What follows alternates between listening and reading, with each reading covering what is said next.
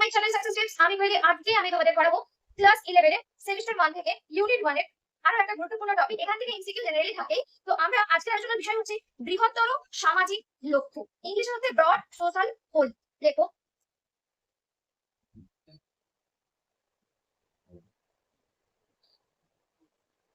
Broad social goal. Today we are going to learn one important topic in this chapter, that is broad social goals. আমরা এখানে একটা simple question তোমাদেরকে আমি করতে চাই যে তোমার কাছে 100 টাকা আছে। Suppose you have rupees only 100। এবার তোমাকে যদি বলা হয় যে তুমি ওই 100 টাকা কি করবে? বিরিয়ানি খেতে পারো, আইসক্রিম খেতে পারো, সিনেমা দেখতে পারো, অনেক কিছুই করতে পারো। তো এই 100 টাকায় তুমি কি করবে? এটা তোমাকে সিদ্ধান্ত নিতে হবে। এটাকে আমি আগে পড়িয়েছিলাম, এই সিদ্ধান্তটাকে আমি কি ধরনের সমস্যা বলেছিলাম মনে আছে? which প্রবলেম অফ চয়েস, বাংলাতে বললে পছন্দের সমস্যা। মনে আছে? এটাকে আমরা বলেছিলাম পছন্দের সমস্যা বা প্রবলেম অফ চয়েস। ঠিক আছে? এবার বলছে এখানে যে এটাই অর্থনীতির মেইন একটা সমস্যা, মূল সমস্যা। This is the basic economic problem. যে আমার কাছে যে রিসোর্সেস আছে, আমি সেই রিসোর্সেস দিয়ে কি করব? কোনটা করব? কোনটা আগে করব? কোনটা হলে ভালো হয়? 100 টাকা আমি পেট ভরে খাবো, না আমি 100 টাকা ইউজ করে খাবো, আমার মনের ইচ্ছা মতো করে, মানে আমার মন ভরবে না সেটা খাবো। অথবা আমি 100 টাকা অন্য কোনো ভাবে খরচা করব। সেটা আমাদের কাছে কি করবো, সেটা আমাদের কাছে একটা বড় কোয়েশ্চেন। এটাই আমাদের একটা বড় সমস্যা। ওকে, বোঝা গেল কি বললাম? হিউম্যান ওয়ান্টস, কেন? কারণ হচ্ছে যে প্রবলেম, আমি আলোচনা করছি প্রবলেম অফ চয়েস বা পছন্দ।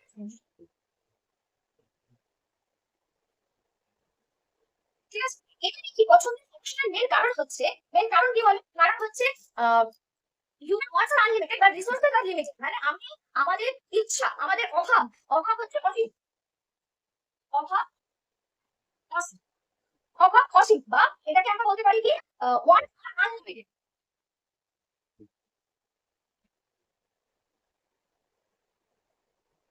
Unlimited but resources limited. মানে উৎপাদনের উপকরণ বলে যাই বলো, সেগুলো আমাদের কাছে লিমিটেড। বাট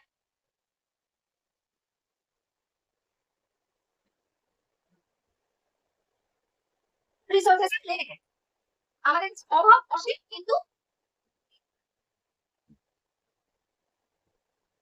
উপকরণ সীমিত। উপকরণ সীমিত। ঠিক আছে, এবার বলছে, এবার এখানে আমরা যেটা জানবো সেটা হচ্ছে যে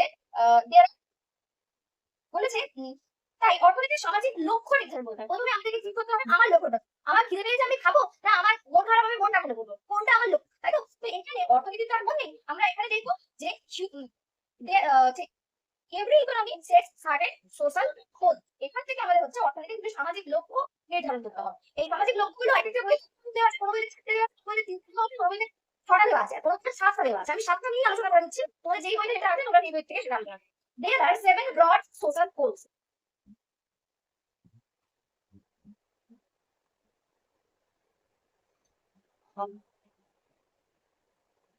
কি বলছে যে এখানে কতগুলো সামাজিক লক্ষ্য আছে? বৃহত্তর গোল সামাজিক লক্ষ্য কতগুলো সামাজিক লক্ষ্য আছে? 7টা।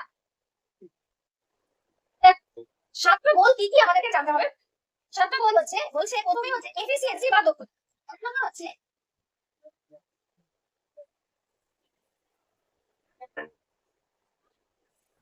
এফিসিয়েন্সি বা দক্ষতা। Suppose two students study for 5 hours before exam.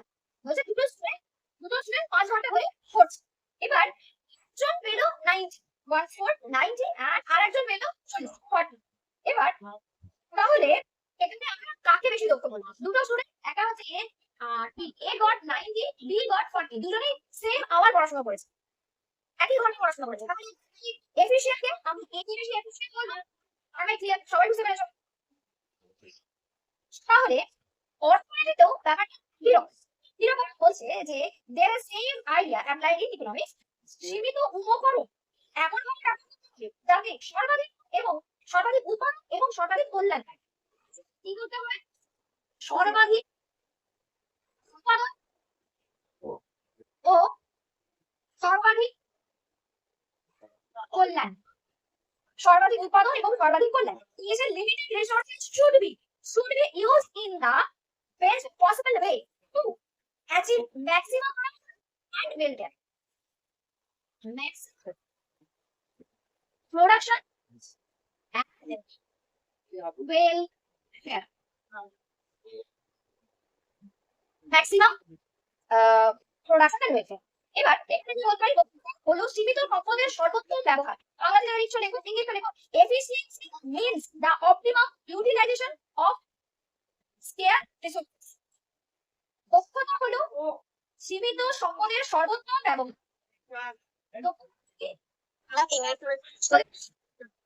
Efficiency means the optimum utilization. Efficiency means the optimum utilization.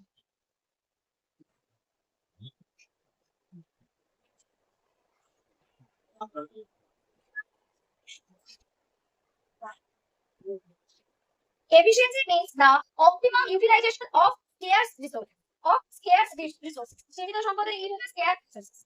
Okay. ব্যাপারটা হচ্ছে less resources plus more output is equal to efficiency.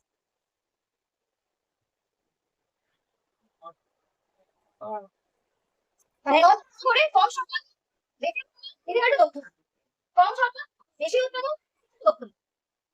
ঠিক আছে, মানে আমরা আমাদের মধ্যবিত্ত একটু বেশি জানিয়ে দিই, আমরা কিন্তু শ্যাম্পুর বোতল শেষ হয়ে গেল ফেলে দিই, তাকে জল ঢেলে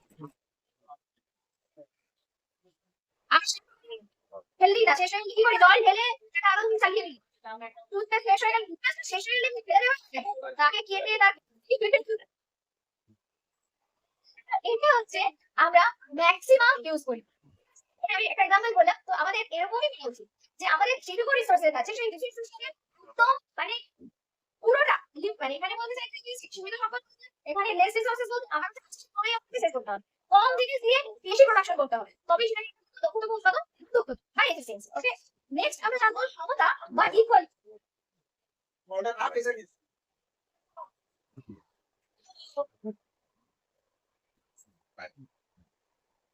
এবার সমতাটা এক্সাম্পল দিয়ে বুঝবো। যে ধরো ক্লাসে 10 জন স্টুডেন্ট আছে, 10 জন স্টুডেন্টের মধ্যে 9 জন স্টুডেন্ট একজন স্টুডেন্ট ধরো বিরিয়ানি খাচ্ছে, আর 9 জন স্টুডেন্ট ধরো বিস্কিট, শুধু বিস্কিট খাচ্ছে। এখান থেকে আমরা কি বুঝতে পারবো? এটা কি ফেয়ার কিছু হলো? ইজ ইট ফেয়ার বা এটা ন্যাচারাল কিছু না? তো তাহলে আমাদের অর্থনীতিতেও যদি এইরকম ব্যাপারটা হয়, মানে একজনের কাছে প্রচুর টাকা আর কারোর কাছে কিছু মানুষের মানে বেশিরভাগ মানুষের টাকাই নেই, এটাকে শুধু টাকা না সম্পদ বা ব্যবহার করার মতো জিনিস, যাই হোক মানে টাকার থেকেও বড় কথা হচ্ছে যে আমার কাছে অনেক কিছু আছে যেটা আমি জীবন ধারণ করার জন্য অনেকটা রয়েছে, আর কিছু মানুষ সেই জীবন ধারণ করার মতো জিনিসপত্র নেই। এই দুটো কখনোই ফেয়ার না, এইটাকে আমরা বলবো অসাম্য, বৈষম্য বা ইনইকুয়ালিটি। আর যদি সবার কাছে মোরালটা একই থাকে, ধরো কেউ বিরিয়ানি কিনছে, কেউ ফ্রাইড রাইস ফিশ খেতে মোরাললেস কি, তাই তো এটা মিন করতে চাইছি, সেটাকে ইকুয়ালিটি বলা যেতে পারে। কিন্তু কারোর কাছে কেউ খুব ভালো খাবার খাচ্ছে আর কেউ একেবারেই নেই, এই দুটো হচ্ছে কিন্তু বৈষম্য বা ইনইকুয়ালিটি। ঠিক আছে, বলছে যে কিছু মানুষের কাছে অধিকাংশ সম্পদ থাকে আর বাকিরা দরিদ্র থাকে, তাহলে তাকে সেটা বৈষম্য সৃষ্টি হয়। আর similarly when a few people own most of the wealth while other remain poor, inequality arises. তার মানে এটাকে আমরা লিখতে পারি আয় ও সম্পদের বৈষম্য কমিয়ে ন্যায্য বন্টন করাই সমতা। বাংলাটা দেখো, আমি ইংলিশে লিখছি, ওটা বাংলাটা দেখো, যারা বাংলা লিখছো বাংলা দেখো। আয় ও সম্পদের বৈষম্য, ইংলিশটা বলে দিচ্ছি, equality means fair distribution of income and wealth. আয় ও সম্পদের বৈষম্য কমিয়ে ন্যায্য বন্টন,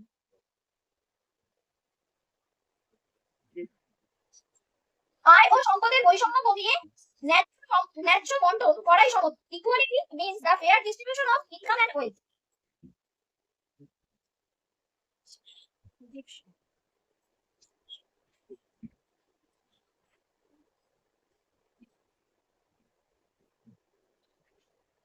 আমি আরেকবার বলছি যে আয় ও সম্পদের বৈষম্য কমিয়ে ন্যায্য বন্টন করাই সমতা, আর ইংলিশ হচ্ছে equality means fair distribution of income and wealth. এবার এখানে আমরা এক্সাম্পলটা দেখবো। এক্সাম্পল একটা বলতে পারি যে সরকার ধরে আমরা কি সরকার যাদের ইনকাম বেশি তাদের কাছ থেকে কি করছে, তাদের কাছ থেকে কি করতে ভালো, তাদের কাছ থেকে ইনকাম ট্যাক্স নেয় এবং সেই ইনকাম ট্যাক্সের টাকা দিয়ে গরিব মানুষকে সরাসরি টাকা অনেক ক্ষেত্রে দিয়ে থাকে। আবার কি করে, ন্যায্য মূল্যে মানে রেশন রেশন সিস্টেম দিয়ে মানুষকে হেল্প করে। যেমন ধর এখন শুনছিলাম যে এপিএল বিপিএল কার্ড আবার আলাদা করে তৈরি করা হবে বলতে রিভিউ করা হবে। আর কেউ যদি তার কার্ডটা সারেন্ডার করতে চায়, মানে আমার যথেষ্ট টাকা পয়সা হয়েছে, আমার দরকার নেই কোনো সাবসিডি নেওয়ার, আমি আমার কার্ডটা সারেন্ডার করতেছি। রেশন কার্ড সম্ভবত থাকবে কিন্তু সাবসিডি পাওয়া যাবে, ঠিক আছে? তো সেইটা হচ্ছে কি, এই ইকুয়ালিটি আনা যেতে পারে। আমাদের দেশে স্কিম আছে অবশ্যই, আমাদের দেশে প্রকল্প রয়েছে, কিন্তু মানে সেটা কতটা হয় এটা খুব, এটা ভাবার বিষয় এবং মানে প্রায় হয় না বলেই চলে। তো government made tax the rich, made tax from the rich and use the revenue for the welfare of the poor। কি করতে পারে, বড়লোকের ধনী ব্যক্তিদের থেকে টাকা নিয়ে গরিবদের কল্যাণে কাজে লাগাতে পারে, গরিবদের সাহায্য করতে পারে, ঠিক আছে? এটা বোঝা গেল। এবার নেক্সট আমরা যাবো 3 নম্বর, পছন্দ স্বাধীনতা।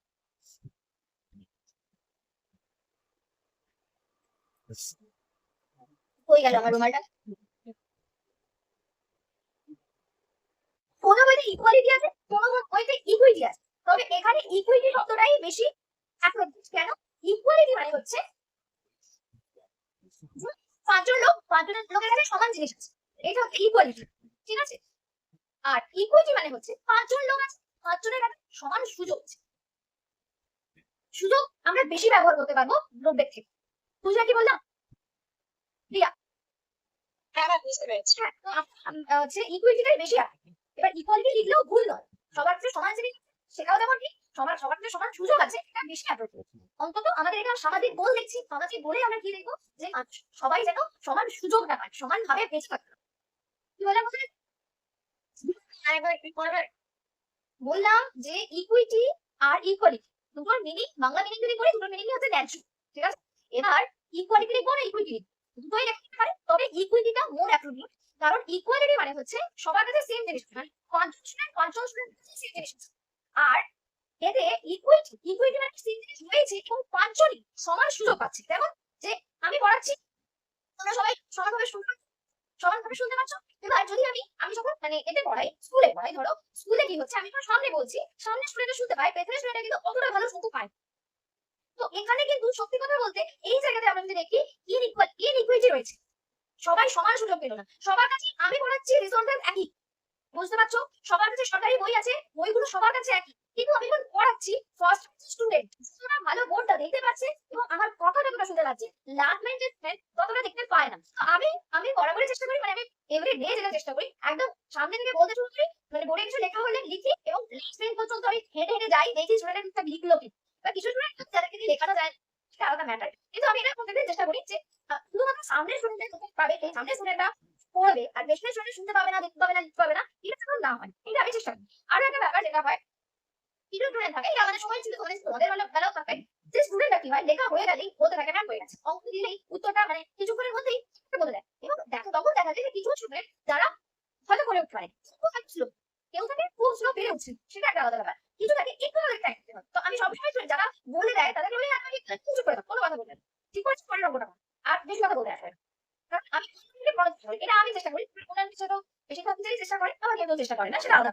তো এইটা হচ্ছে ইকুইটি, বুঝতে পারছো? ইকুয়ালিটি সবার কাছে, আমি আমাকে পড়াতে পাঠানো হয়েছে, আমি রিসোর্সেস, আমি সবাইকে পড়াচ্ছি রিসোর্সেস, ওকে। ইকুয়ালিটি সবার কাছে সেম হয়ে আছে, সবার কাছে সবাইকে সেম বই দেওয়া আছে, সেম খাতা দেওয়া হয়েছে, ইকুয়ালিটি। কিন্তু এদের সবাই ঠিকঠাক বুঝতে পারছে কিনা, সুযোগ সবাই অপরচুনিটি দিতে পারছে কিনা, এটা হচ্ছে ইকুইটি। বোঝা গেছে ইকুইটি আর ইকুয়ালিটির মধ্যে পার্থক্যটা? হলো পছন্দের ফ্রিডম অফ চয়েস।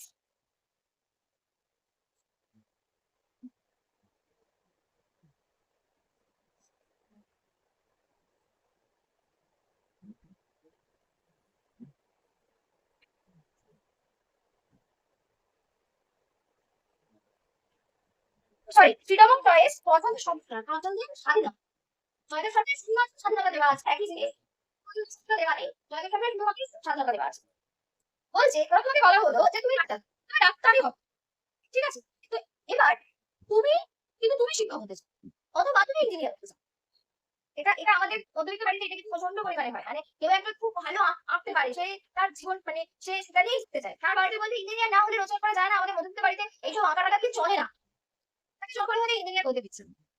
এটা তো আমরা দেখেওছি, মানে ওই 3 ইডিয়টস সিনেমাটা দেখেওছি। এটা কিন্তু প্রত্যেক, মানে কি বলবো, 10টা ফ্যামিলির মধ্যে একটা ফ্যামিলিতে এই ঘটনাটা ঘটে চলছে। কোনো বলছি একটা ছেলে খুব ভালো খেলতে চায়, খেলতে পারে, সে খেলতে, তাকে কোনোদিন মানে খেলতে যাওয়ার জন্য তাকে ঘুম থেকে ডাকতে হয় না, নিজে ঘুম থেকে উঠে চলে যায়। আর পড়তে যাওয়ার সময় অবশ্যই সে বায়না করে, তো তখন বাড়ির লোক বলছে পড়াটা আগে খেলাটা আগে। হয়তো সে খেলা খেলেও নিজেকে প্রতিষ্ঠা করতে পারবে না, আমরা সেটাকে করতে দিই না, বা আমরা সেটাকে গ্রাহ্যই করি। তো এইটা হচ্ছে স্বাধীনতা নেই, পছন্দের স্বাধীনতা নেই। প্রত্যেকটা মানুষের নিজের পছন্দ, শিক্ষা, পেশা ও দ্রব্য নির্বাচন করার অধিকার থাকাটা উচিত। Everyone should have the right to choose their occupation, education and consumption.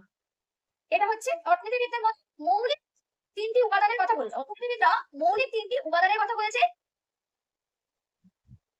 Identify 3 basic element of development. একটা মিনিট দাও। এই যে পছন্দের স্বাধীনতা বা ফ্রিডম অফ চয়েস, এখানে ইকোনমিস্টরা 3টে এলিমেন্ট, বেসিক এলিমেন্টের কথা বলেছে। একটা হচ্ছে লাইফ সাস্টেন্স, জীবন ধারণ।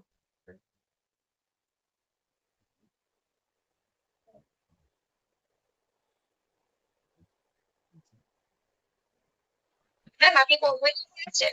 আমি চেষ্টা করেছি 2-3টে বইকে মার্ক করার। আমি যেটা আছে জীবন ধারণ বা লাইফ সাস্টেন, সেলফ এস্টিম, এইটা মধ্যবিত্ত এর মধ্যে বেশি আছে।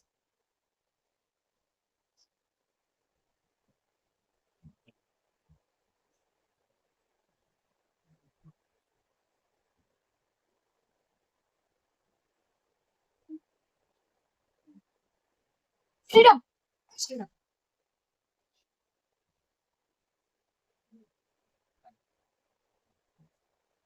কোথায় যাবে, কি খাবে, কি করবে, এটা এটা যদি তোমাকে স্বাধীনতা না দেওয়া হয়, তাহলে আমরা ইকোনমির যে গ্রোথ, ইকোনমিতে আমরা এগোতে পারবো না, এগোতে পারবো। নেক্সট আমাদের বলছে নিজের ইচ্ছে মতো অর্থনৈতিক সিদ্ধান্ত নেওয়ার অধিকারী হচ্ছে পছন্দের স্বাধীনতা।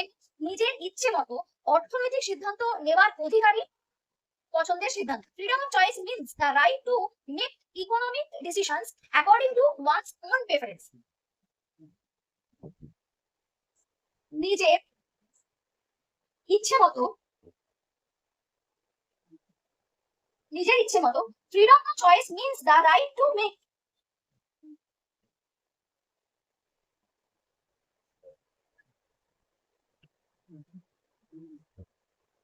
নিজের ইচ্ছে মতো অর্থনৈতিক সিদ্ধান্ত নেওয়ার অধিকারই হলো পছন্দের স্বাধীনতা। Freedom of choice means the right to make economic decision according to one's own preference.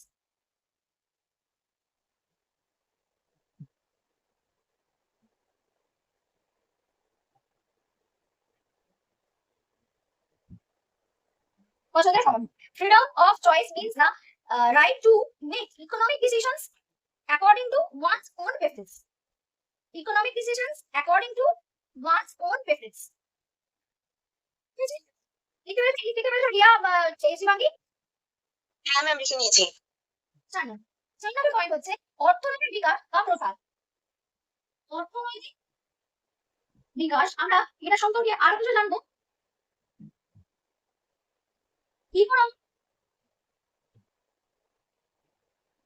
Growth, economic growth বলছে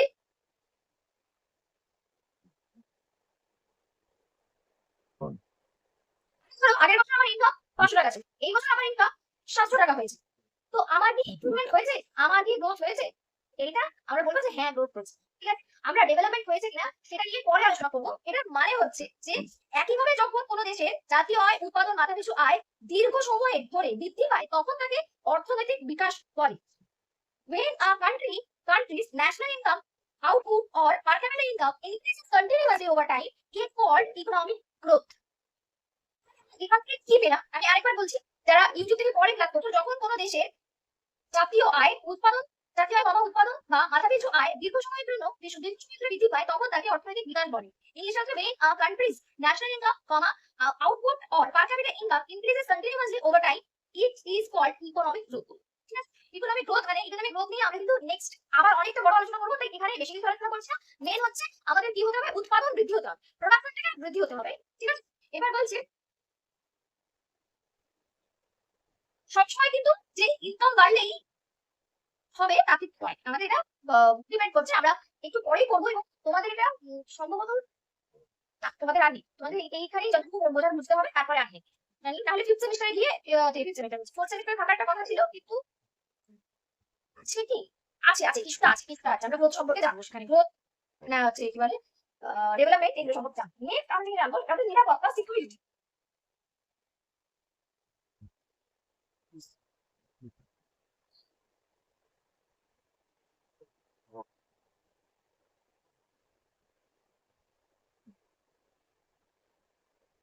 নিরাপত্তা বা সিকিউরিটি বলছে, ধরো যে তোমার বাড়িতে ধরো খাবার নেই, তুমি স্কুলে যাওয়ার আগে চিন্তা করছো যে তুমি কি করবে, ঠিক আছে? এবার স্কুলে যাবে না খাবার জোগাড় করতে হবে? তুমি, তোমার বাড়িতে খাবার নেই, তুমি আগে পড়াশোনা শিখবে নাকি আগে খাবারের জন্য যাবে, কোনটা? খাবার, তাই তো? শিক্ষার আগেও আমাদেরকে ফুডটাকে কিন্তু পেতে হবে। তাই মানুষের মৌলিক কিন্তু নিরাপত্তা নিশ্চিত করা জরুরি। কিন্তু মৌলিক নিরাপত্তা মানে হচ্ছে যে এসেনশিয়াল নেসেসিটিস গুলোকে আমাদেরকে কি করতে হবে, নিরাপত্তা দিতে হবে, সেটা সরকার আমাদেরকে দিতে পারে। ঠিক আছে, সব কিছুর সঙ্গে দিয়ে রাখতে হবে। প্রথম হচ্ছে আমরা এখানে এবিসিডি করে লিখবো, ফুড সিকিউরিটি, খাদ্য নিরাপত্তা, ফুড সিকিউরিটি।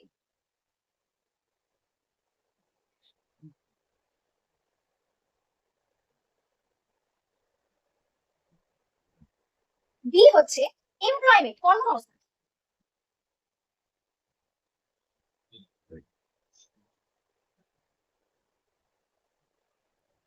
3 নম্বর হচ্ছে এডুকেশন, শিক্ষা।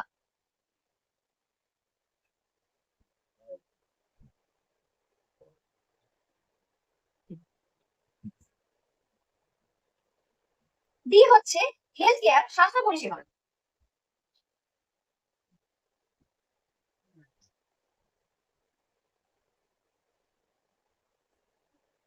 তারপর কি থাকতে পারে এখানে, বিমা টিমা লিখেছে। আমাদের মেন খাদ্য, বস্ত্র, ক্লোথ, বাসস্থান, এগুলো মানুষ নিজেরা জোগাড় করবে। তো এইগুলো মেনলি, তো আমরা যদি দেখি যে গভর্নমেন্ট কিন্তু আমাদের গভর্নমেন্ট আমাদেরকে কিন্তু এই সিকিউরিটি গুলো দেওয়ার চেষ্টা করছে, ঠিক আছে? নেক্সট আমরা যেটা জানবো যে, আচ্ছা এখানে একটা লিখতে পারো, মানুষের মৌলিক চাহিদা পূরণের নিশ্চয়তাকে অর্থনৈতিক নিরাপত্তা বলে। মানুষের মৌলিক চাহিদার পূরণের নিশ্চয়তাকে মৌলিক অর্থনৈতিক নিরাপত্তা বলে। Economic security means assurance of basic needs of family. যেটা বলছিলাম যে তাহলে নিশ্চয়তা হচ্ছে মানুষের মৌলিক চাহিদা পূরণের নিশ্চয়তাকে আমরা অর্থনৈতিক নিরাপত্তা বলছি। আর ইংলিশে বলতে গেলে economic security means assurance of basic needs of life. Next point আমরা যেটা জানবো সেটা হচ্ছে স্থিতিশীলতা, স্থায়িত্ব।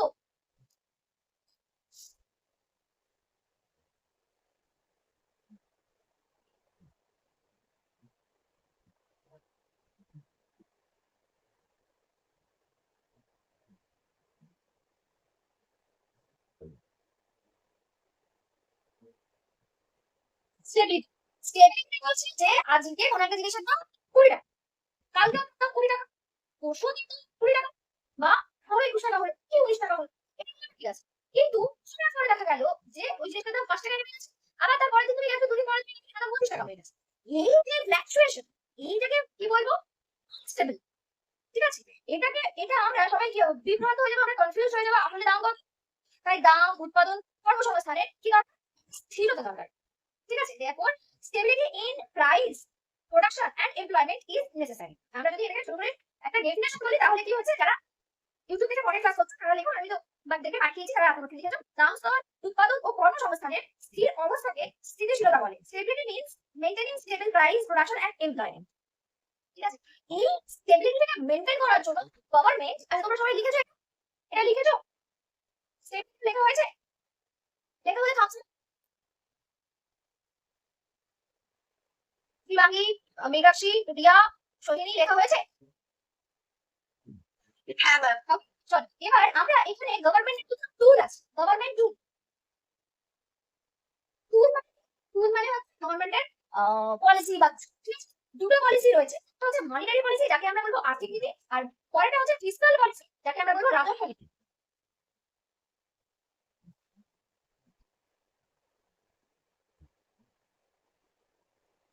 ম্যাম ইকোনমিক্স মানে কি কারণ আন্ডারে আছে?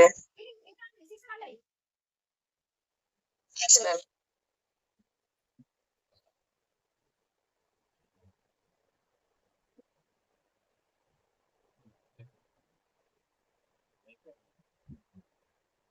বলছি ব্যাপারটা হচ্ছে আর্থিক নীতি কে নেয়? সেন্ট্রাল ব্যাংক আর হচ্ছে গভর্নমেন্ট যদি আমি আর্থিক নীতি দেয় বা মনিটারি পলিসি দেয় যাতে জিনিসপত্রের দাম বেশি না বেড়ে যায় বা ফ্ল্যাকচুয়েট না করে, দাম স্তরেরটাও ঠিক করে মানুষের কাছে কত টাকা থাকবে সেই সব জিনিস। আর ফিসকাল পলিসিতে দেখে যে কর নেওয়া, ফাইন নেওয়া বা সরকার যে উৎপাদন করে সেখানকার যে রোজগার আছে সেগুলো ঠিক করা, অকর মানে নন ট্যাক্স রেভিনিউ কি হতে পারে সেইগুলো ঠিক করে ফিসকাল পলিসি। এইগুলো দিয়ে আমাদের এই স্টেবিলিটি, ইকোনমিতে স্টেবিলিটি আসতে পারে। গভর্নমেন্টের এই দুটো পলিসি দিয়ে স্টেবিলিটি আসতে পারে, তাই ঠিক আছে। আর লাস্ট পয়েন্ট যেটা জলদি সরকার লেখে নেই সেটা হচ্ছে স্থায়ী বা দীর্ঘমেয়াদী উন্নয়ন, ইংলিশে হচ্ছে সাস্টেনেবল ডেভেলপমেন্ট।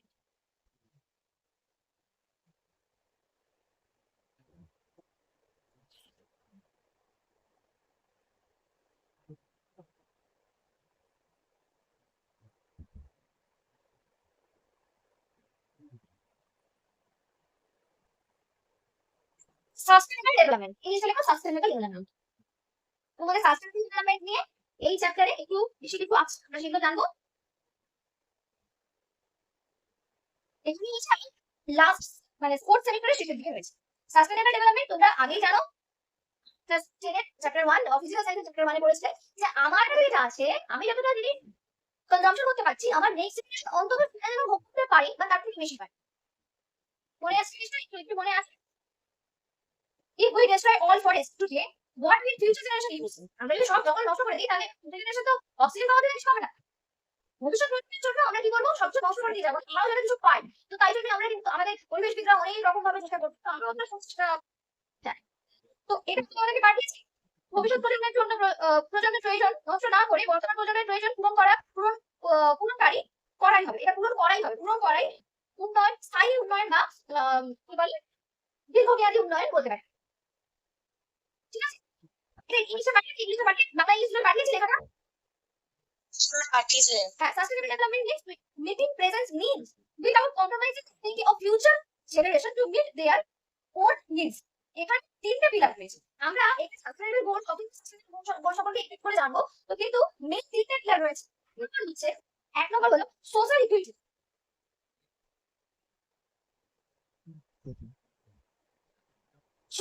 সামাজিক সুবিধা।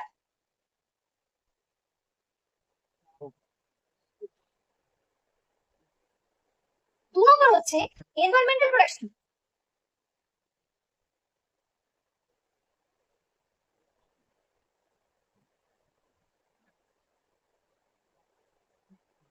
পরিবেশ সংরক্ষণ।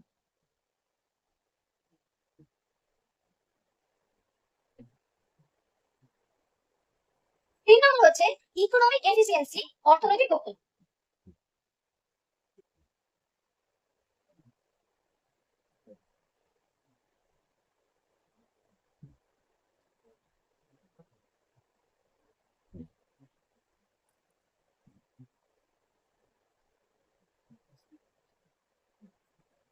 ওটা একটা ভাবে মনে রাখতে কি দুটোই একটা এস একটা জি তিনটে এস, দুটোই efficiency equity, S freedom, G growth, S security, S stability, S sustainable development, এইভাবে মনে রাখতে পারি। ঠিক আছে, ঠিক আছে, এটা আমরা শর্ট কিছু গোল নিয়ে আলোচনা করলাম যে কেন আমাদের অর্থনীতি করতে গেলে আমাদের এই গোলগুলো কেন দরকার, বা অর্থনীতি করতে গেলে বলতে আমাদের ইকোনমিক্স স্পিরিচুয়ালি এগোতে গেলে, অর্থনীতি ভালো করতে গেলে আমাদের এই ছটা সাতটা গোল, সামাজিক গোল, বৃহত্তর গোল থাকা প্রয়োজন রয়েছে। ঠিক আছে, আশা করছি তোমরা বুঝতে পেরেছো। তো অসুবিধা হলে অবশ্যই বলবে, আর যদি আমার বড় ভালো লাগে অবশ্যই কমেন্ট করে দিয়ে যাও। তোমাদের প্রশ্নের কমেন্ট লাইক আমাকে অনেক উৎসাহ দেয় নতুন ভিডিও নিয়ে আসার জন্য। আর যদি আমার কাছে অনলাইন বা অফলাইন ক্লাস করতে অবশ্যই কন্টাক্ট করতে পারো, কন্টাক্ট ডিটেইলস ডেসক্রিপশন বক্সে দিয়ে রাখবো। এছাড়াও আমি আরেকটু যদি আলোচনা করবো সেটা হচ্ছে কয়েকটা এমসিকিউ আলোচনা করবো। আমি চেষ্টা করছি একটু কনফিউজিং এমসিকিউ যদি দেওয়া যায় কিরকম হতে পারে সেটাকে আলোচনা করছি, দেখো তোমরা করতে পারবে। প্রথম এমসিকিউ, তোমরা যারা ভিডিও দেখে ক্লাস করছো লেখো নিম্নলিখিত কোনটি দক্ষতা সর্বাধিক উপযুক্ত উদাহরণ? অপশন এ ধনীদের উপর অধিক কর আরোপ করা, অপশন বি সীমিত সম্পদ ব্যবহার করে সর্বাধিক উৎপাদন করা, অপশন সি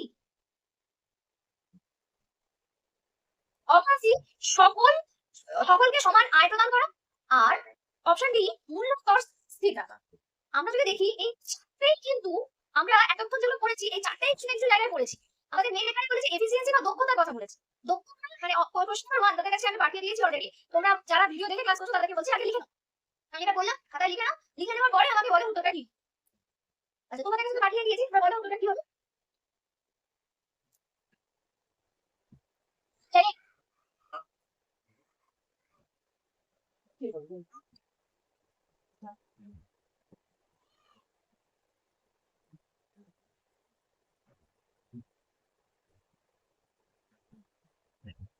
বলো।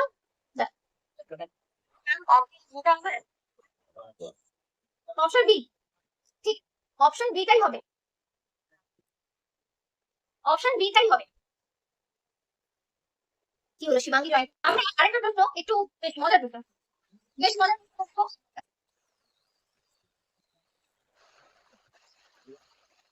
দেখো, আমরা তোমাদের যেগুলো পাঠিয়েছি তার মধ্যে 3 নম্বর প্রশ্ন আছে। 3 নম্বর প্রশ্ন একটু লেখি, তাই আলোচনা করছি না, তোমরা একটু চেষ্টা করো। এখানে বলছে নিম্নলিখিত কোনটি মূলত কার জন্য উৎপাদন করা হবে এই প্রশ্নটির সঙ্গে সম্পর্কিত। দক্ষতা, অপশন এ দক্ষতা, অপশন বি অপশন সি স্থিতিশীলতা, অপশন ডি অর্থনৈতিক বিকাশ। Which of the following is mainly related to question for both the products? Efficiency, equality, stability, and last economic growth. মনে করে দেখ, যে প্রশ্নটা ছিল ফর হোম টু প্রডিউস, সেটা আসলে ডিস্ট্রিবিউশন কে ডিস্ট্রিবিউশন শো করছিল। আমাকে বলো তো দেখি, ডিস্ট্রিবিউশন কে শো করছিল, এটা তাহলে কোনটা হতে পারে? এটা কোনটা হতে পারে বলো? 3 নম্বর কোশ্চেনের আনসারটা কি হতে পারে? এটা অপশন বি সমতা বা ইকুইটি, সমতা বা ইকুইটি, ইকুয়ালিটি লেখা আছে বা ইকুইটি, অসুবিধা নেই।